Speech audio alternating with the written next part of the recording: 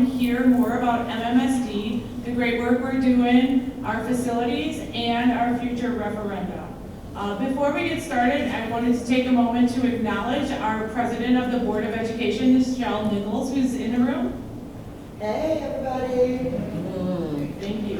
And if there's any former board members or any former members of other organizations such as elected officials, if you would like to stand so you can be acknowledged. Okay. Everyone else is just as important. So before we go ahead and get started, I'm going to talk about a few housekeeping things. On your tables, you have white note cards. We are going to have you use these note cards throughout the entire presentation. Anytime something is coming up for you where you may have a question that you want to ask, something that you're curious about, or even something that's resonating with you, please feel free to jot it down on this note card. Our team in the back, raise your hand please, Jen, will come throughout the session and pick these up so that we can address any questions at the end. If at any time you need additional note cards as well, Jen will be happy to pass them out to you. You should have some pens on your table as well so that you can do that. All right, without further ado, I'm going to introduce our superintendent, Dr. Gothard, and he's going to walk you through some initial content. Thank you so much and have a wonderful evening.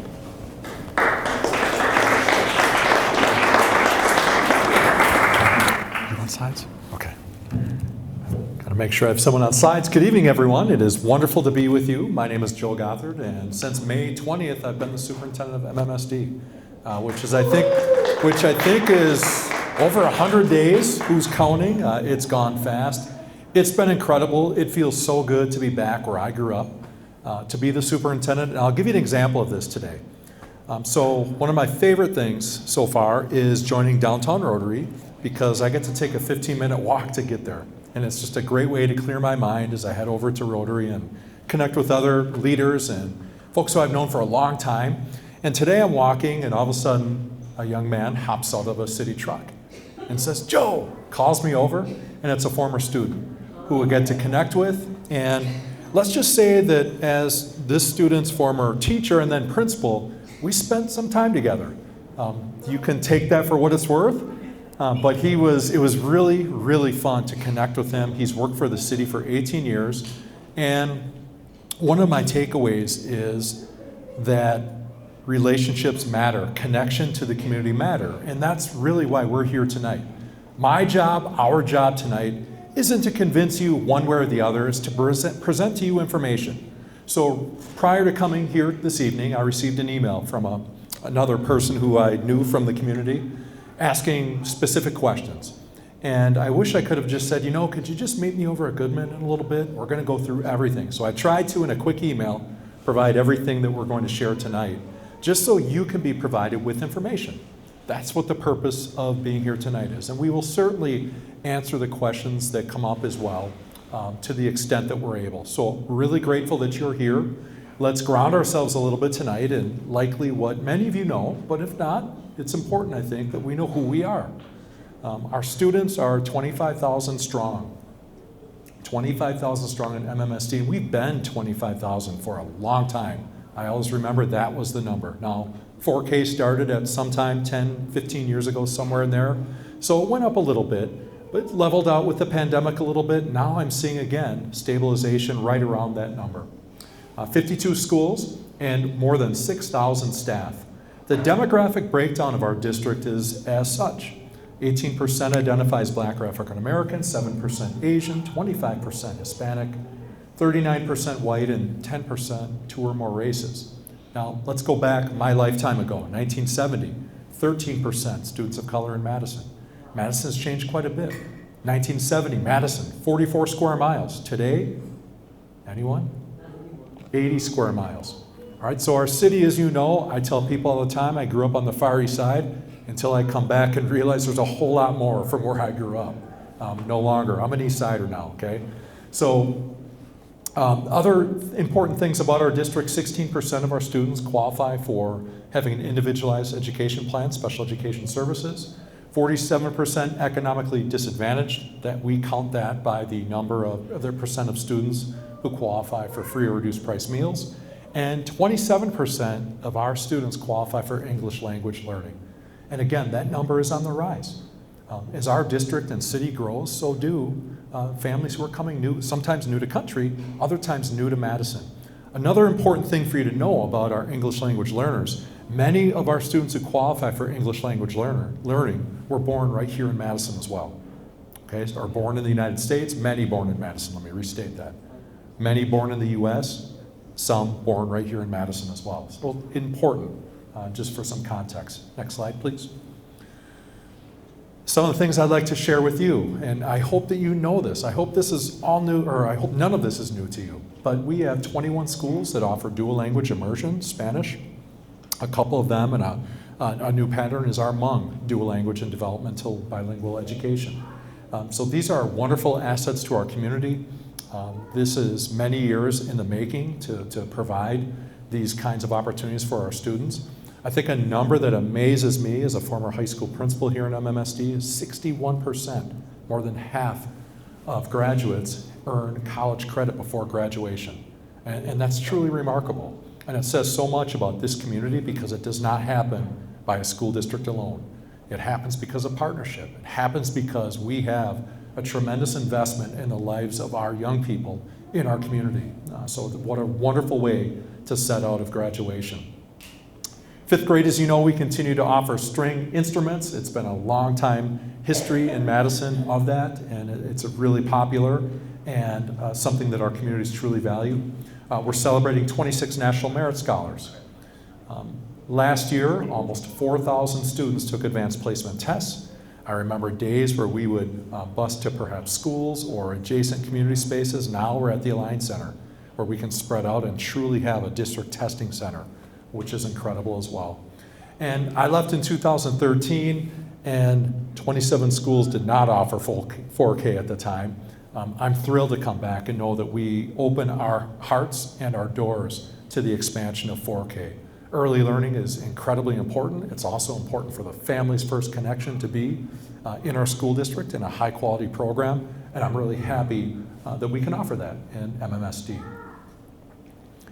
So some of the things we obviously have to continue to focus on, and we could be here all night and talk about this in great detail and many, many more things. But as I just mentioned, early learning is a priority. Knowing that a child is going to have a high quality learning experience early in their home community, in their home school, with children and staff and their community is an important start for our students. Multilingual education, not just our 21 DLI sites, but what does the future of multilingual education look like?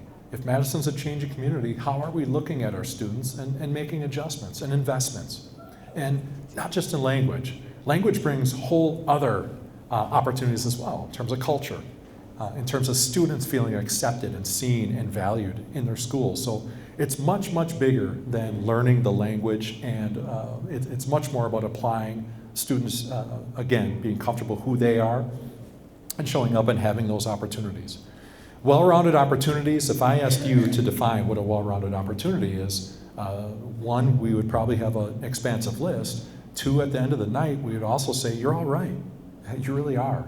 I think well-rounded opportunities are not defined by the superintendent or the board. They're supported by the superintendent and the board, but they're really defined by you all, parents, families, community members, and students.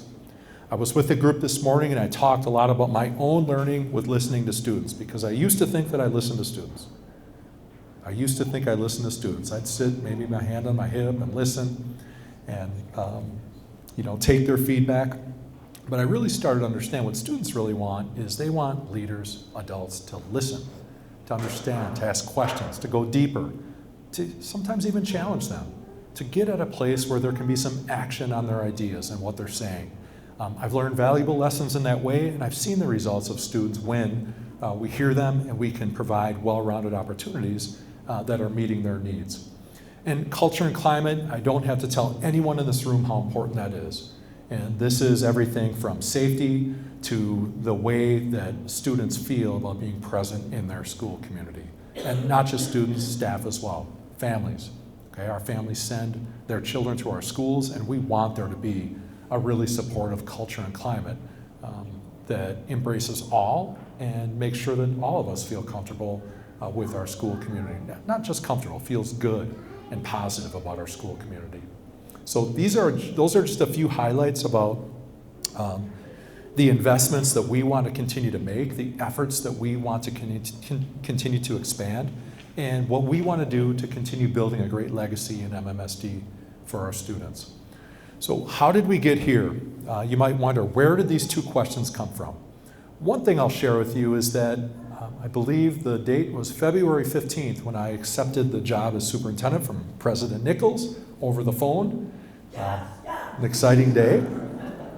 And of course, tracking the district during that time, I heard that it was likely the district was going to go to referendum. And for me, it was important that I got here as soon as possible. Most superintendents wait until July 1st. I worked really hard with my previous board and incoming board, President Nichols and her colleagues, to say that, listen, I want to get there early. I want to be part of this. I don't want to wait until July. I want to get to know the community, work with the community to successfully share with them why this referendum is important to us. So that's what happened. And I was able to participate in every one of these sessions, some even before my start date. They were small, but they gathered stakeholders from various communities so that we could really work together and wrestle with the formation of the questions. Is it one question? Is it two? How is it worded? What's it for? How much? When? All those things that it takes in order for us to say to the community and seek the approval of the Board of Education to put a question on the ballot this November 5th. So again, one meeting that took place without me being here was the Community Leader Think Tank. I was not part of that, but the Superintendent Advisory meetings I was. And it was helpful, really helpful for me to listen and test some of our ideas. The other data that we used as multiple points was 4,000 plus survey results as well. That really helped us narrow in on what our thinking was about what should we provide to the community, to the board that will eventually go to the community on the ballot. So a little bit about the history and how did we get here and where are we going for November 5th. At this time, we're going to share a video about school funding in the state of Wisconsin. It's 3 minutes and 42 seconds. I have that down because I've watched it a few times. It really, and for some of this, for some of you, some of it might be review, but I think it's really well done in terms of sharing kind of the overall perspective. And one thing for you to think about while we're watching this is that on November 5th, Madison is one of 122 districts in the state of Wisconsin that has a question on the ballot. And this video will tell you why that is. And it's just an alarming number. I think it's more. I think there were 90 last fall, so 122 is quite an increase. So please take a look at the video. Our public schools are the cornerstone of our community. The education and opportunities we provide for students today shape their futures and ours. Schools, like any organization, need money to operate. But in Wisconsin, funding the needs of our schools has been a growing challenge. State policy limits how much school districts can spend. The vast majority of school funding comes from a combination of state dollars and local property taxes. It's called the revenue limit, and it acts as a cap per student that school districts can spend each year. Even if school costs go above this level, schools can't spend any more than this limit. From 1994 to 2009, these revenue caps were adjusted for inflation, which meant they helped schools keep up with ongoing needs. But since 2010, the resources districts need to survive have fallen farther and farther behind the basic costs to operate our schools. By the end of 2025, the revenue limit will have fallen more than $3,300 per student behind inflation. In the Madison Metropolitan School District, with roughly 25,000 students, that's a decrease of more than $82 million. What's more, each district has a different revenue cap, and these caps are not tied to the needs of the students or the costs to the schools that serve them.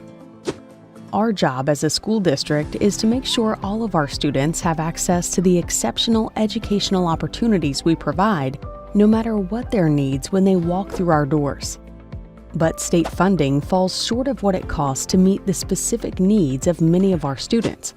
When that happens, we have to use money from our general fund to cover the difference, which means taking dollars from other important needs. The largest portion of our budget goes towards staffing. Our people are the heart of our schools. Without enough educators who instruct, support, and inspire learning, schools can't provide the lessons, programs, and opportunities our students deserve. Other important budget items include curriculum, technology, transportation, operations, and maintenance. We work hard to balance our budgets, yet resources for schools have been shrinking year after year since 2010. With costs growing faster than funding, districts are always looking for ways to trim costs and work smarter, like deferring needed school maintenance, cutting programs, reducing staff, and many other strategies. But schools can only cut so much before they start to harm educational opportunities for their students. To maintain class sizes, keep up with rising costs, take care of school buildings, and protect high-quality instruction, many districts have turned to their community to help fill the state-imposed funding gap.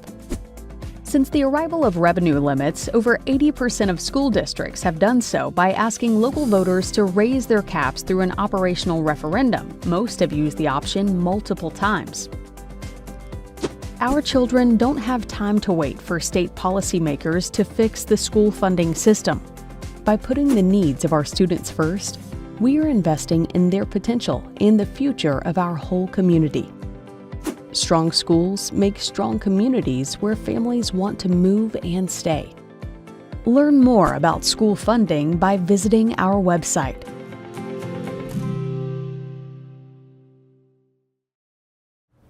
All right, hopefully that video did a great job of breaking down the complicated understanding of school finance and why many districts are going to referendum. While my colleague Bob Soler, the Assistant Superintendent of Financial Services, comes on up, I'm going to ask everyone to think about anything that may be coming to mind, any questions you have. Take a moment to jot it down, and we will come around and collect those questions so that we can answer them for you at the end. And again, if you need more note cards, let us know. All right, I'm going to turn it over to Bob, our Assistant Superintendent of Financial Services. Thanks, Cindy, and thank you, Dr. Gothard. Bob Soldner, Assistant Superintendent for Financial Services. I want to give a little bit more context for the Madison experience on that video. But before I do that, I always have to say, AI is good and videos are good, but it can't take away from a human understanding the school finance and being able to explain it. But it all starts with revenues, and so that video did a very good job.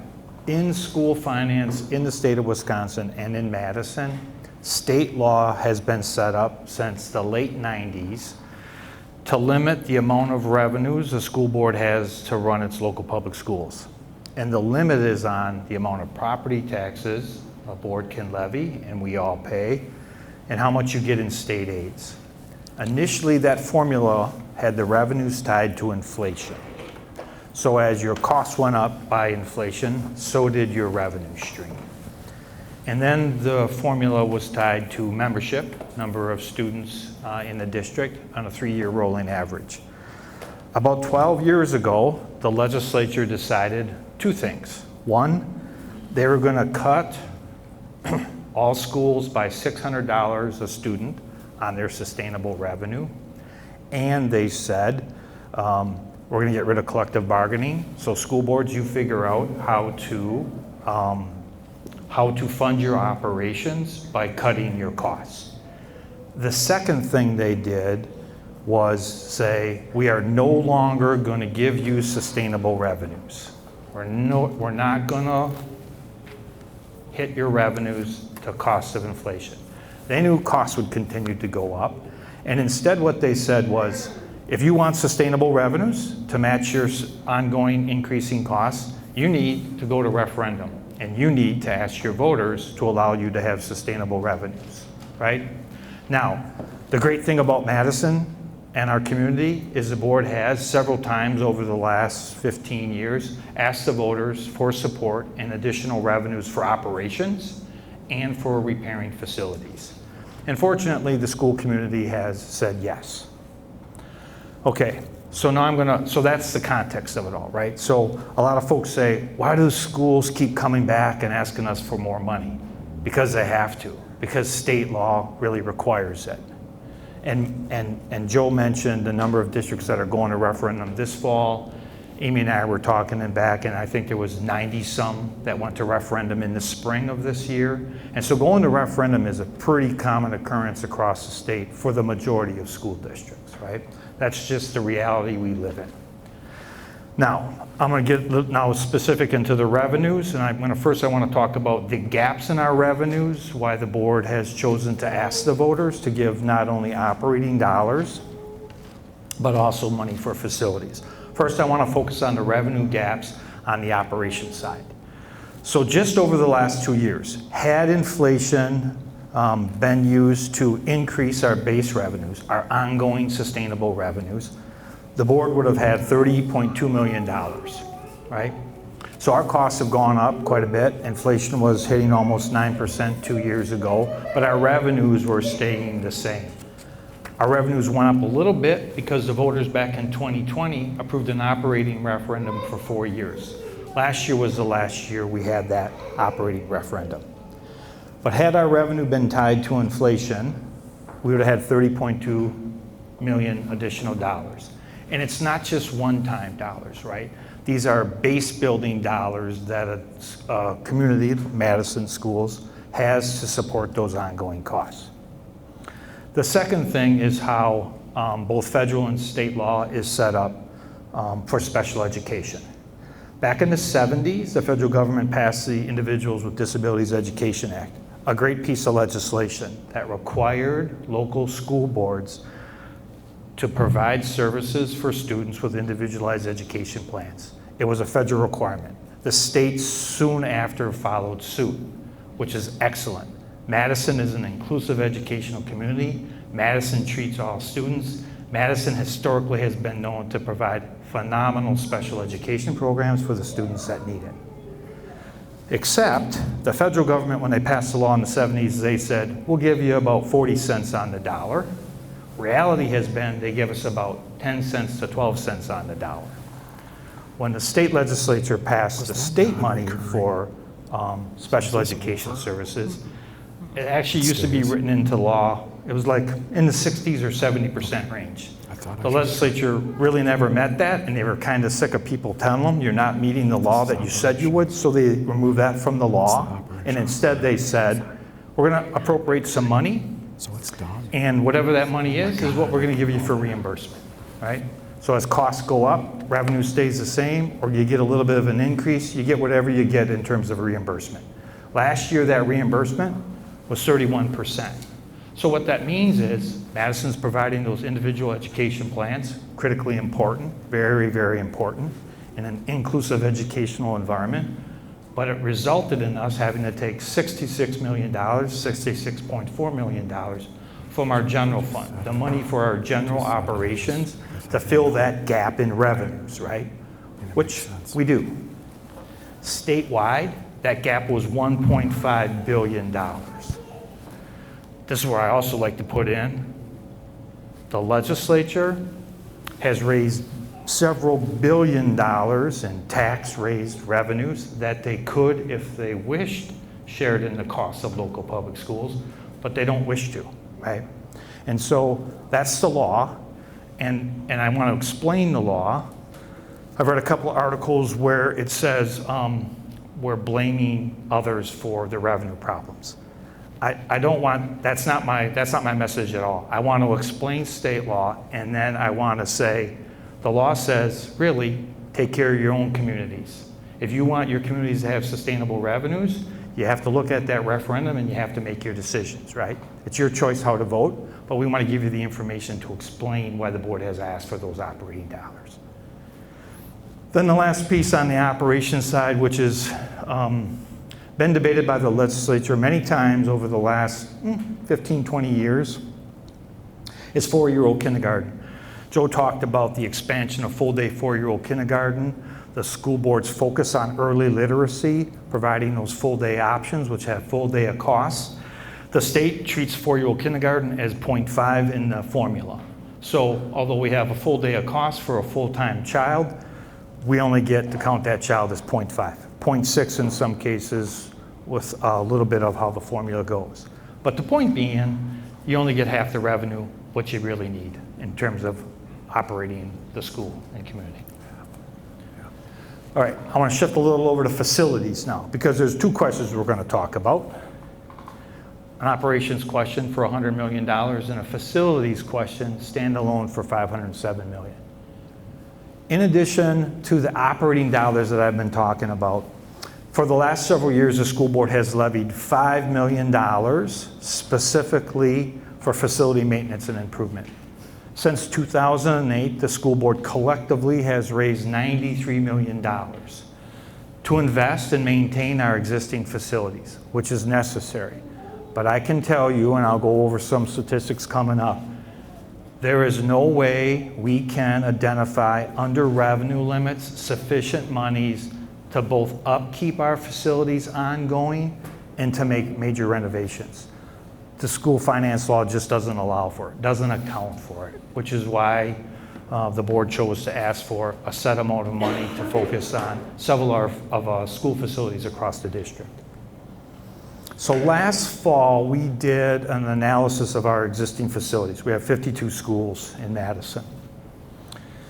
And the study focused on 44 of them because we were working on the 4 comprehensive high schools, built that brand new Southside Elementary School, renovated Hoyt Elementary and the Capitol High. If you haven't had an opportunity to see some of the work that you all approved back in 2020 through referendum, you should really take a look at it. It is phenomenal work. Really amazing spaces for modern day educational facilities.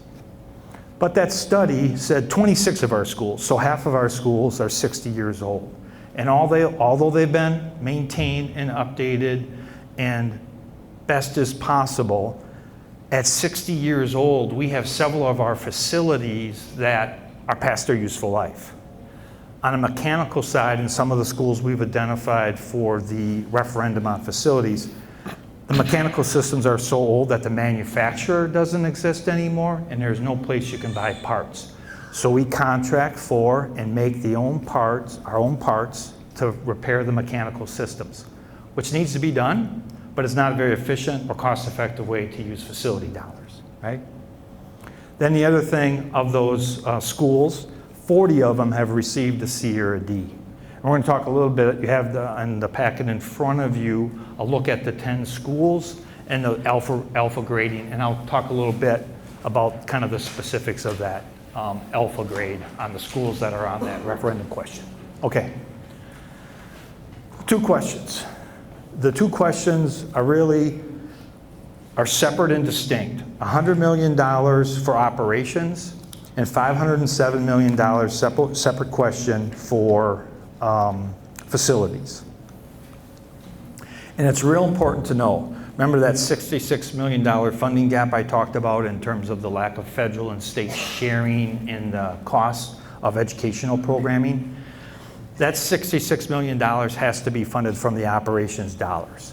And part of the operations dollars is the $100 million. So that $507 million that the board has asked the public to think about, to give approval to use, is only for the purposes of those 10 schools and facilities improvements. Okay.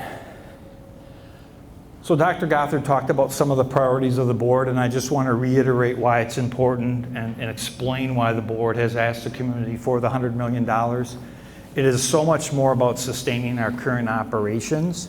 It's about investing, and it's about a commitment to the excellence that the board has shown. First and foremost, schools are about teachers and staff supporting the students and the families that are attending those schools. And to retain our staff and attract a high-quality, diverse workforce, you need ongoing revenues to support those ongoing costs. We've talked several times about 4-year-old kindergarten, critical for the success of kids to start school early and early literacy.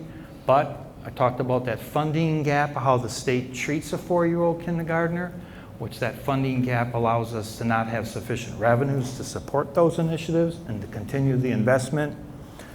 The bilingual programs in terms of Madison, 21 of our schools has dual language immersion programs, always looking to expand that to make kids ready for a global world. And then fostering well-rounded opportunities in the arts and co-curriculars. More than just the classes on the class schedule, but it's the environment of the school, it's the clubs, it's the activities, it's the school becoming that community place. All right, the thing I like the most, and most people don't like at all, the numbers. The $100 million is the request is scaffolded over 4 years. So the first year, this fall, would be $30 million. The estimated tax impact of the first year is $26 a month, tax bill increase. The second year, next fall, would be an additional $30 million, followed by $20 million in '27, an additional $20 million in authority in '28, for a total of $100 billion. In that fourth year and ongoing, the estimated impact on the property tax is $87 a month. That's the operating dollars. For operations, not for the facilities in terms of renovation and major construction, right? So this is the cue for me to stop and pause, get a drink of water, remind you to write your questions down on those postcards. We're going to collect those questions and then I'm going to read them and I'm going to attempt to answer them. If I can't answer them, we'll put it out to the team that's here. They'll help answer, and if we still can't answer them, we'll get some answers back out to you. We're using it to always update our question and answers on our website. So it's really looking for your input in terms of what we need or what you need from us. All right, so we want to talk about, this is that handout I was telling you in front of you. So now I want to talk about, I got to walk over here, right, Mike? I want to talk about what the facilities question is all about and the priorities and why the board chose the facilities and sites that we did. So there's 10 schools at 7 sites. And if you look at the upper right corner, although you can see it's in the gray, the top right corner of your handout lists 14 categories. These 14 categories is what we used to evaluate all of our facilities last fall. We call it the Facility Condition Report. These questions focus on the upper right part of that square, that open square, on the mechanicals, mechanical HVAC and mechanical plumbing. So if you look at the 7 sites, 10 schools that were chosen by the board to ask you for additional facilities, you can see a lot of Ds, right? So our first focus, once we got into this, was looking at the mechanical structures. But before that, the board's priority was middle schools and our remaining high school at Shabazz.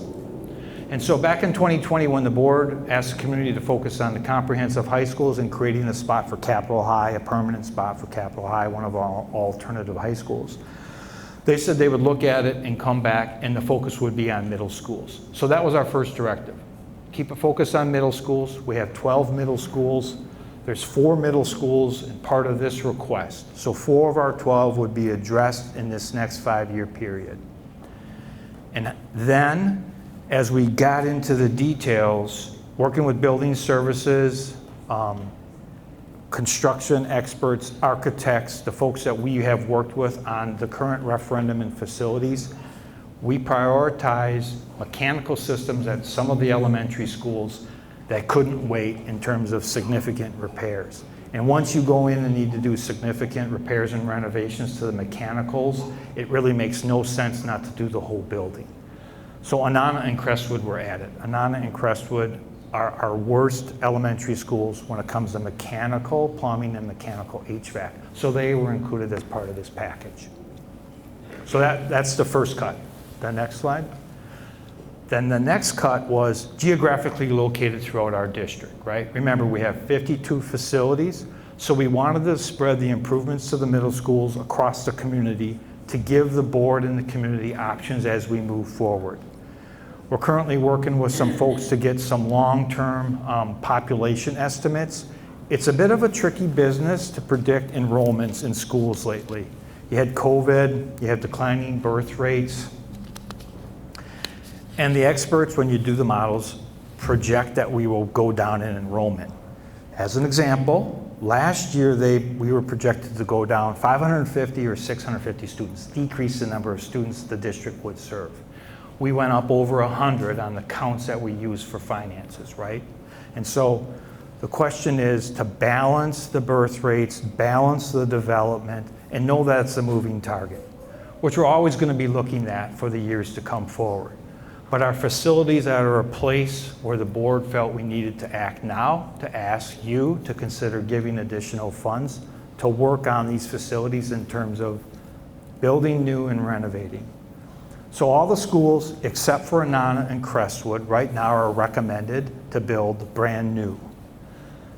That's the last piece in terms of the puzzle. The middle schools and the middle school elementary combination, Shabazz and Sherman, all have significant green space that allow for two things: the building of a brand new facility and geothermal fields to meet the board's sustainability, zero greenhouse gas emissions by 2045. You need space for geothermal fields, right? So to give the most flexibility, that was the plan. Important part of this plan is we're meeting with all the school communities that are impacted by this now. We're going to continue to meet with the school communities, getting ready for the first construction that will happen, if approved by the voters, in spring of 2026. We know we're going to do Shabazz and Sherman first. We have to use the input that we're gathering right now and then work with architects and plan out the next site. But what I want you to take away is there's no specific plans in place yet. We're going to continue to get that involvement, and we have time to seek continued input from staff and the families that are impacted by the schools, and we'll begin that construction in 2026. The other complicating piece is, which is the consider swing spaces. So not only part of the plan to build new, we would keep that remaining middle and elementary school available to move school populations as we go do major renovations or build a new school, right? If you're not aware, the comprehensive high schools that we did, we kept the students in those sites pretty much, you can say, over 3 years, right? So as construction was going on, it was walled off, but work kept going as the high school students attended school. None of us believe we can do that with middle schools or elementary schools. So the swing spaces is figuring out, when we get the order to build, where we're going to put the school populations. Is that at one of the vacant spots after we build new? Is that transporting students to current facilities that have some space? It's bringing in modular classrooms to park in the parking lot next to it. Those are all details that need to be worked out, which we will, of course, if we get approval in November. Okay, so the facilities referendum, I like to talk about money, and I like to talk about bricks, and I like to talk about all the stuff that you can put your hands on, but I don't want you to forget about what this is all about is modernizing the educational spaces for students to learn, which when you read the specific questions on the facility, it talks about STEM, it talks about flexible classrooms, it talks about secure entryways, it talks about building better places for the arts and libraries and cafeterias and gyms, right? In addition to the infrastructure upgrades on the mechanicals I talked about, but it's really modernizing our facilities. And it's really, I mean, truly, it's night and day. I mean, I really like East High School, that old building. It's a beautiful building, but it is phenomenal what the project did for the performing arts and music, right? Okay, so this is the specific, 507 million. These are the schools that you've seen already. The facilities question would have no property tax impact this fall because of how and what this means when we say $507 million. So the $507 million gives the board the authority to sell a maximum amount of general obligation bonds. which are going to be sold when we have actual costs due to our construction firms and our architects as the project is built. We're envisioning probably 3 or 4 sales over that 5-year period. And so the 23 years means every time we sell bonds, it depends on the market in terms of interest rates that we're going to earn on that cash and that we have to pay to get those bonds. And there'll be 20-year principal and interest payments. So the 23 years is 3 sales a year every time you sell it for 20 years, right? So the first impact would be fall of 25, and we're estimating $27 a month annually, or monthly, $27 a month for that first sale to come due and to pay. Now, it is very difficult to estimate property tax impacts beyond really 4 years, right? And it's because of the way our revenue system is set up, right? We talked about revenue limits and we talked about what the legislature has done historically. Our hope is that with fairer legislative maps, we'll get fairer representation and the legislature will be open to potentially co-sharing, providing revenues for the cost of public schools, not only in Madison, but statewide.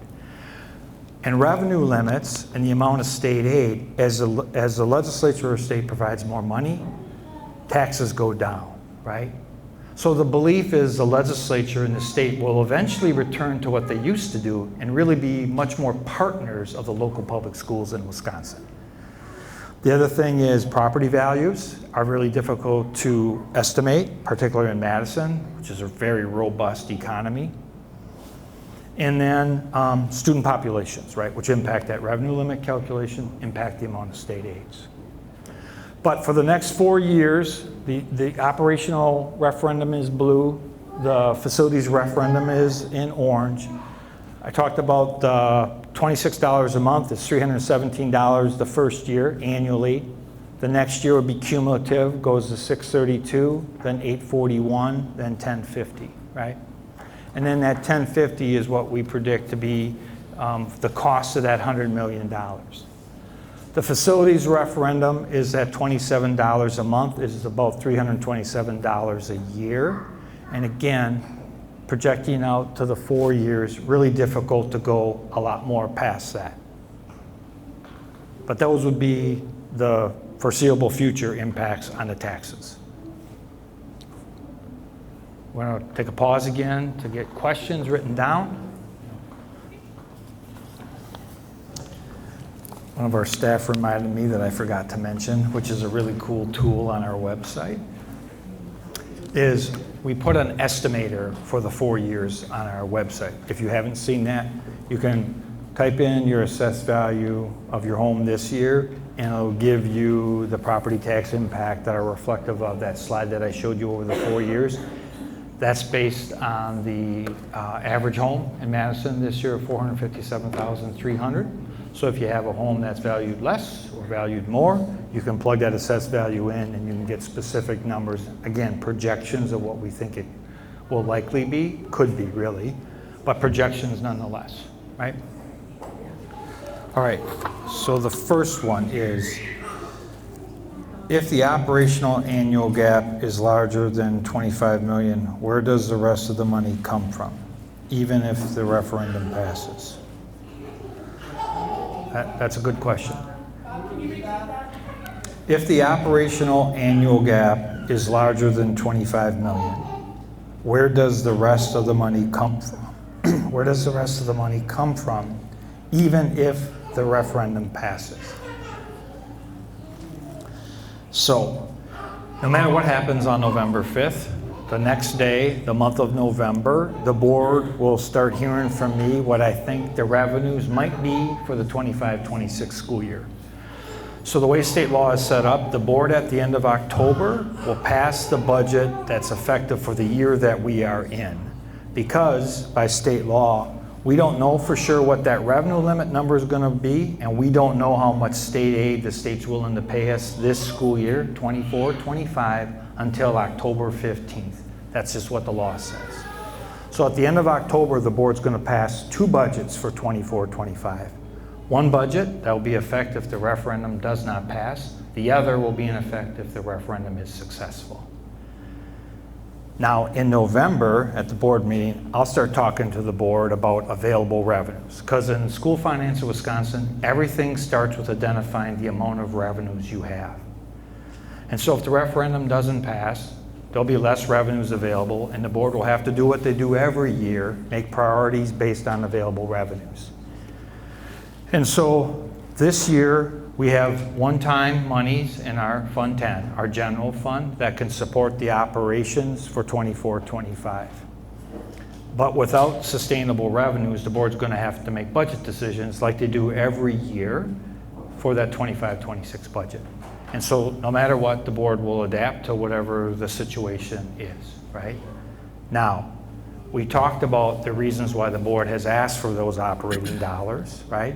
Significant investments have already been made in staff, in 4-year-old kindergarten, and early literacy, a well-rounded education, multilingual programming, right?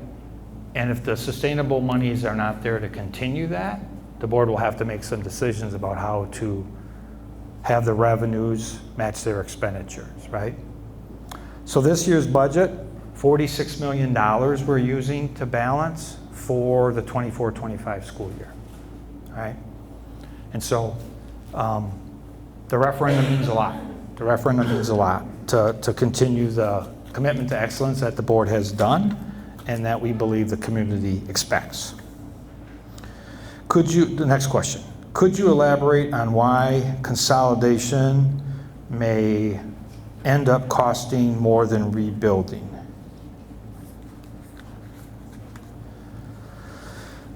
Yeah. There's been some stories about the capacity of some of the existing schools, and a couple of things on that, right? First, there's no doubt the board's going to continue to monitor the changing demographics of the district and where students and families are living and where they're attending schools.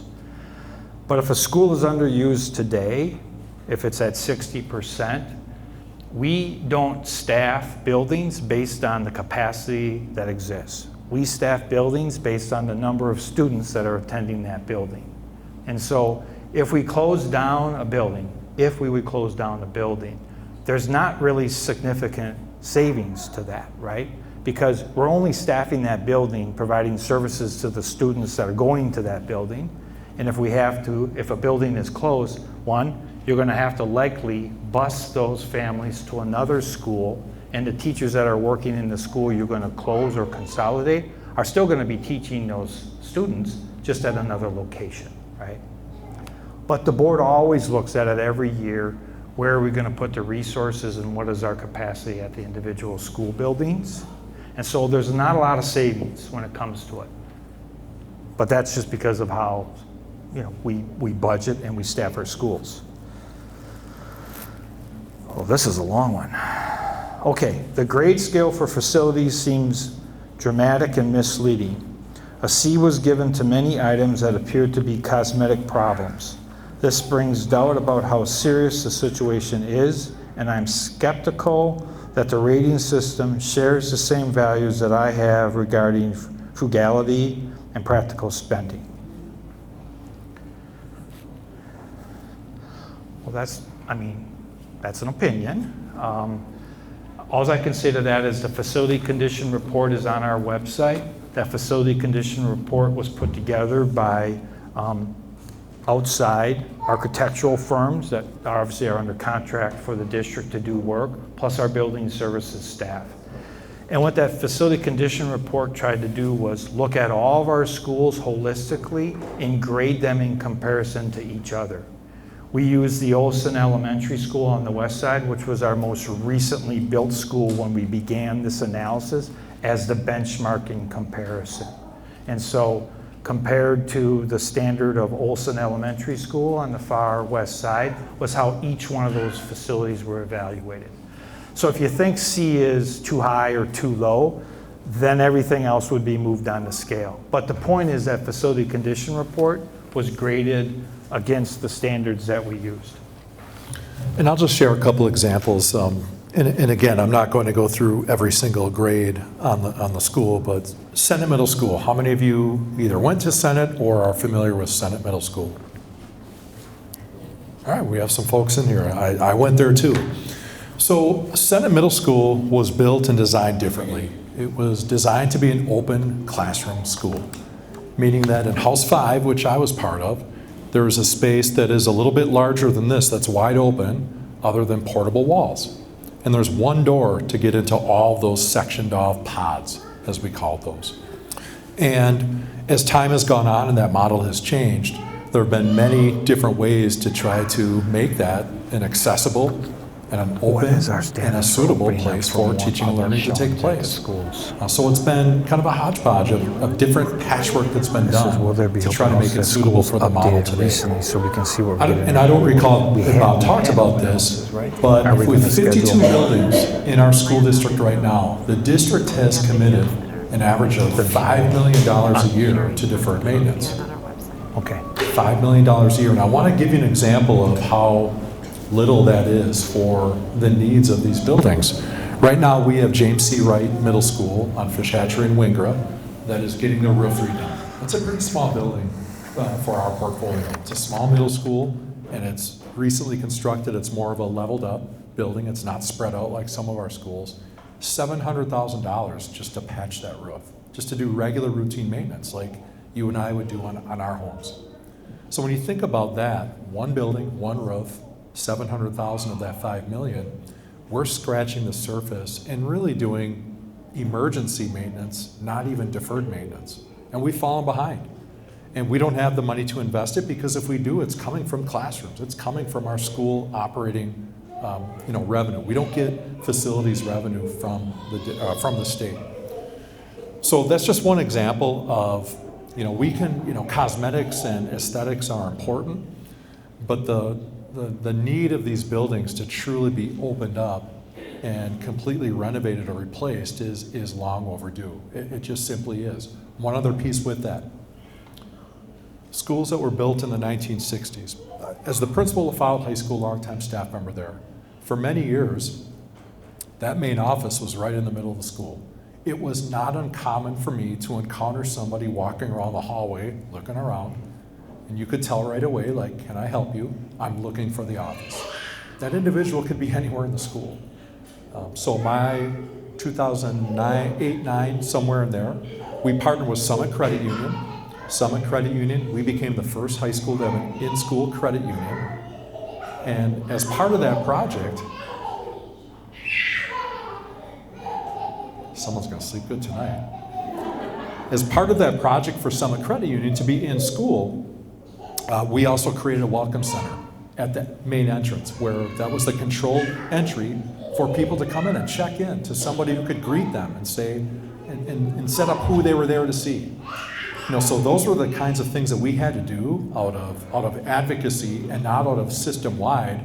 Are we going to have safe and secure entrances to our buildings? And they are costly. They're very costly. These aren't things that we can just do class sizes, with and then our deferred we do maintenance have budget. enough It's transportation already drivers. subpar in terms of the needs of our buildings. So those are just a couple of other examples for the bulk of the work that truly needs to be done here. It isn't just a simple remodel when you have a portfolio the size of ours, and they've really been kind of left undone for many years, too many years. Thank you, Dr. Gothard. I'll just read the questions. What will happen if the referendum does not pass? Kind of answered that when I talked about, regardless of the outcome of the referendum, the board will have to make decisions. We'll start thinking about next year in November. But no, as I think we've explained to you, the importance of where we're spending our money now and the lack of sustainable revenues to maintain that investment that we talked about. And so the board will make decisions based on the available revenues. Clearly, if the operating referendum does not pass, the board's going to have $30 million less in revenues. Bob and I are just taking a little bit. Yeah, absolutely. Sorry but here's the stark reality.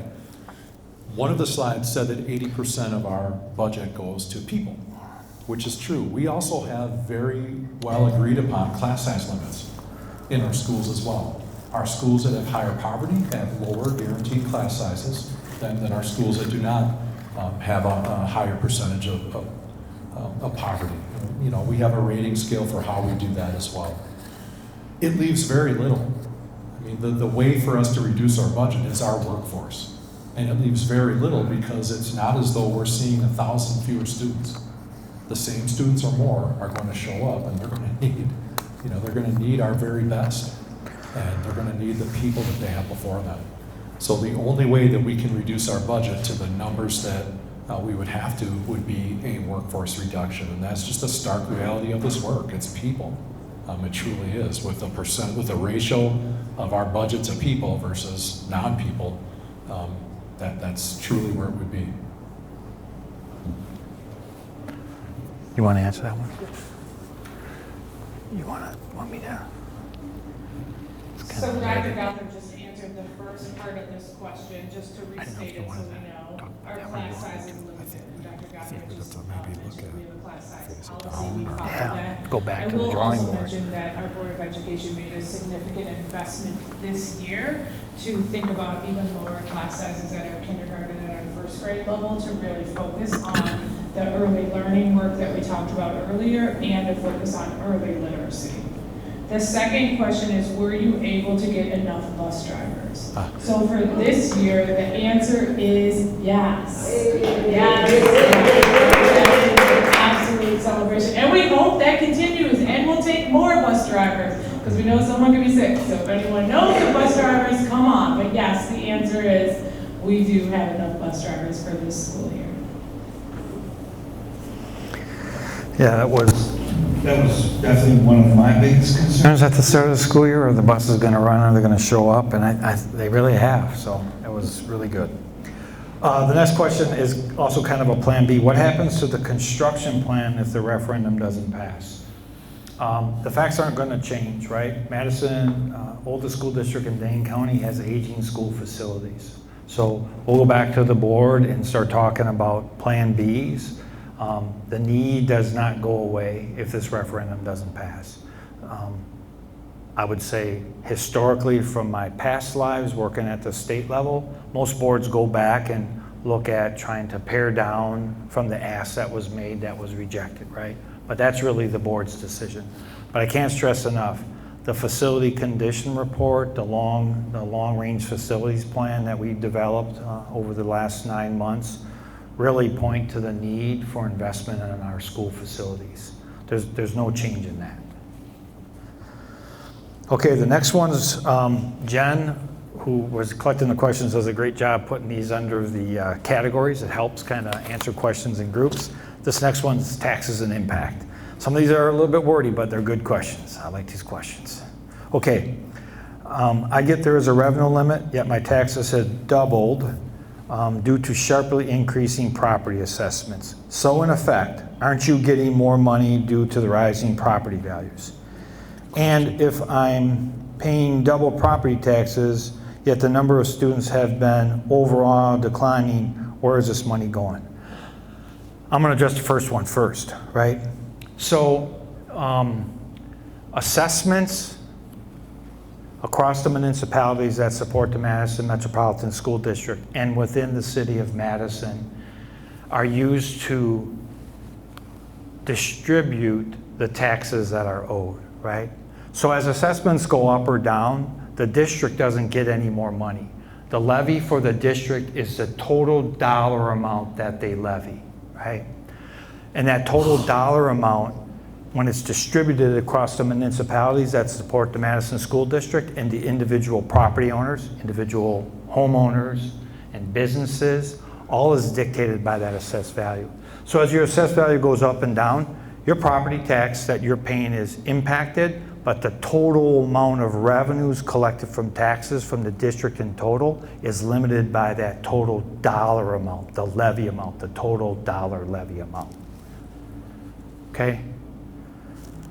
And then the question of the overall declining enrollments. There has been some declining enrollments, but as Joe mentioned, the Madison Metropolitan School District has always been around 25,000, 26,000 students. And We do have some schools that are under their rated capacity, but we only staff to the kids that are there, right? So in terms of declining enrollments, and are you going to be able to cut teachers? Remember when I was explaining, we only staff to the students that are here, right? To the board's class size policies. Can I say one more thing? Yes, of course. In some of the volatility too with enrollment, Jay Alfelt, our assistant superintendent for high schools, is here right now. These are unofficial numbers. Unofficial, we'll make sure I say that. But we're 333 more students in high schools this year. That has a big impact on how we staff. It could mean that, especially for freshmen or for other grades where there's required classes, that means we have to hire to have additional sections of, whether it's history, English, what have you. I mean, we have to. So these are decisions that we have to make in terms of how we use our resources. And it's not just, it doesn't come neat. It's not like each student and the per pupil funding that we get fits neatly into all the different ways that we provide services for them. Another example, let's just say, for example, that a middle school was 100 students fewer. We wouldn't reduce a whole social worker. I mean, the scale doesn't work like that. We still provide the support for that system level that our families, that our students, that our staff require. So it helps us overall, but in a district with 52 different pieces to that puzzle, it is not that simple to just think about number of students and how we staff and allocate our buildings. Now, the other thing that happens this time of year is we might not have as many students show up at a particular school or a grade, and there is the chance for us to not reduce a staff member. It might be move that staff member to a place that requires more. That's always we don't like to make those decisions, but we also don't always know where our children are going to come and show up to school. So it's fluid, especially this time of year. We do the very best we can in the spring to get our anticipated counts and staff our buildings accordingly. But again, as Bob said, we staff it based on the students that we have, not for who we think is going to show up. Thank you.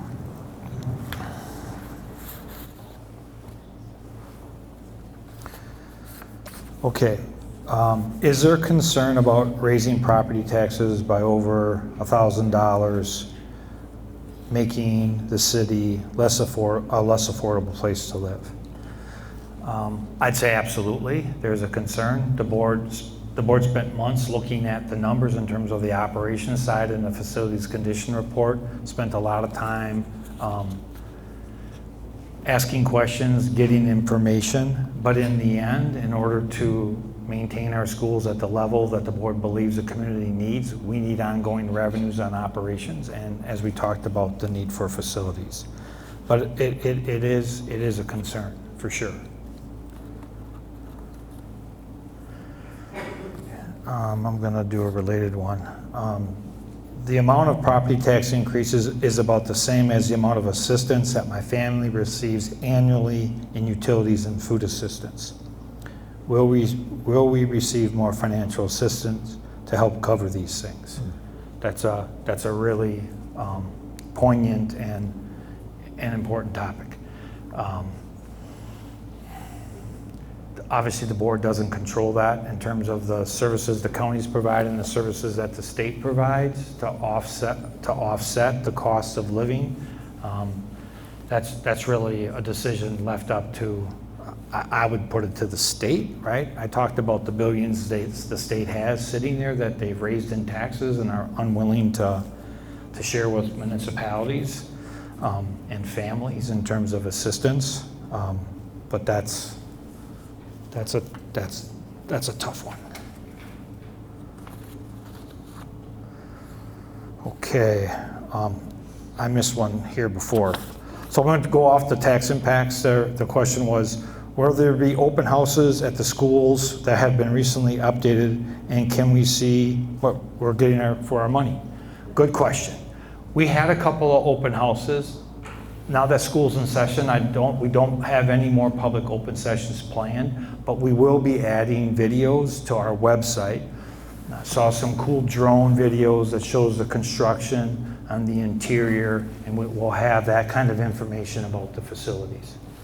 I will also say that many of our indoor extracurricular activities, there are opportunities to go as the public, also plays, musicals, things like that.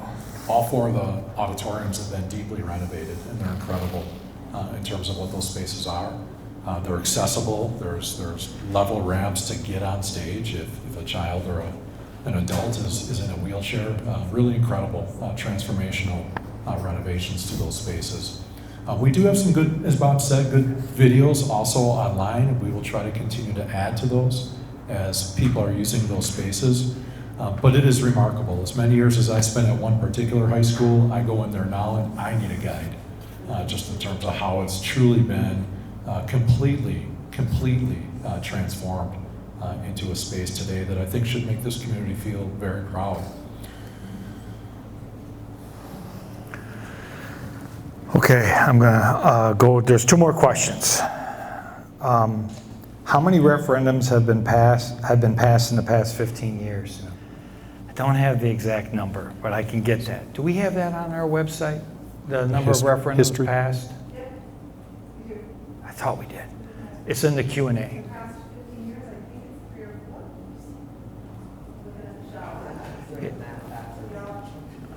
I mean, 2 in 2020, right? Both operations and facilities. Although one's And- non-recurring. Yeah, several for sure. But we have that information on our website.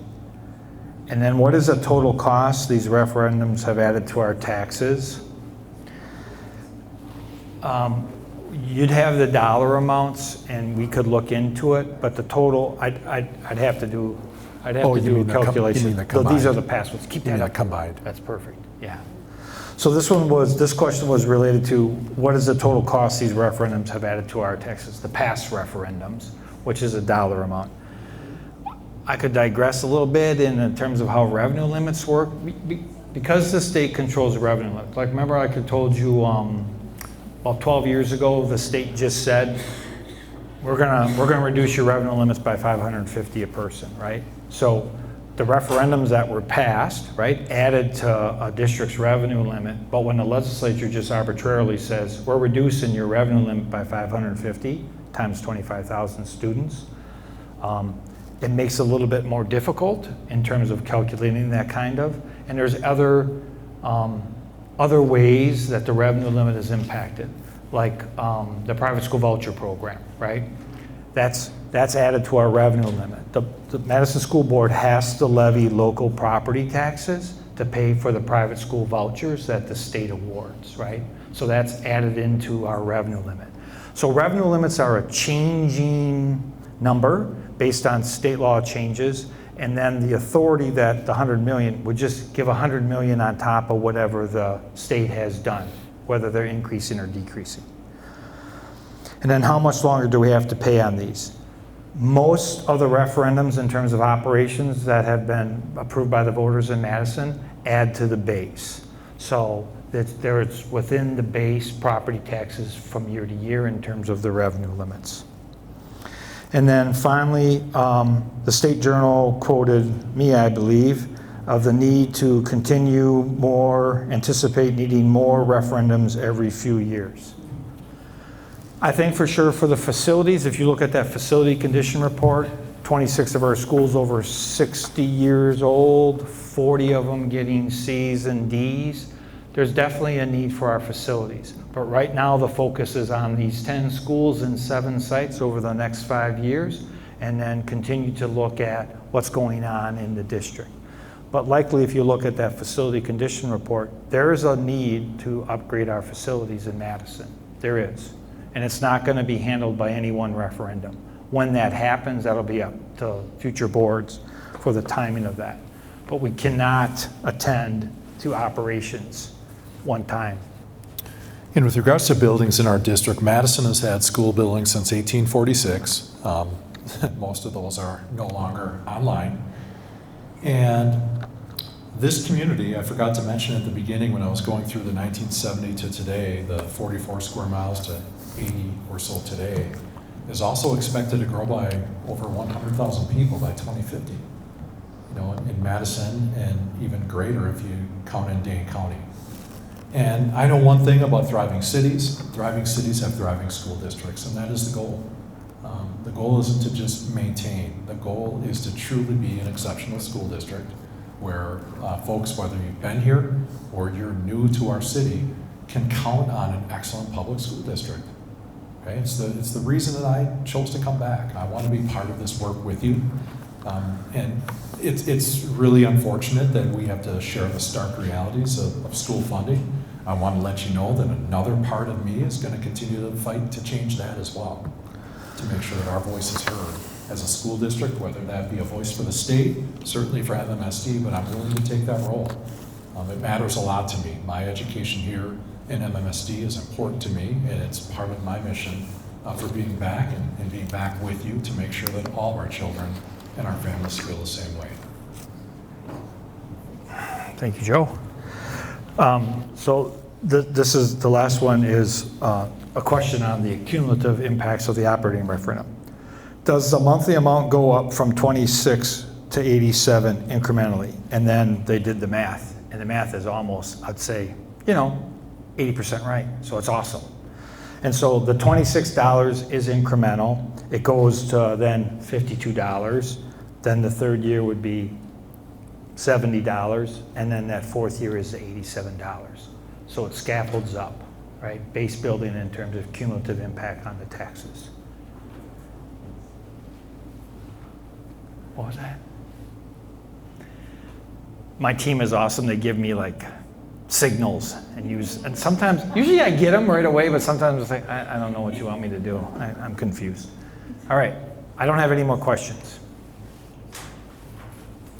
Oh, there you go. What are we supposed to say about that again, Jody? Here, take the mic, Jody. Come on. Jody doesn't want to. But please go to the code, to our referendum website. There is a survey. We really want you to fill out that survey. That's how we collect it. Dr. Gothard mentioned the 4,000 surveys that we already have collected over the last few months, several months. We want to continue to get that feedback and input from you to keep focusing on the questions and what we need to follow through on. So thank you very much for coming out tonight. And I would just like to say on behalf of President Nichols and the Board of Education, thank you so much for coming and spending some time getting to know this issue with us. And please continue to engage with us if there's questions that you have. We're here to help and answer them. Thank you all. Have a great rest of the night. Thanks, Joe.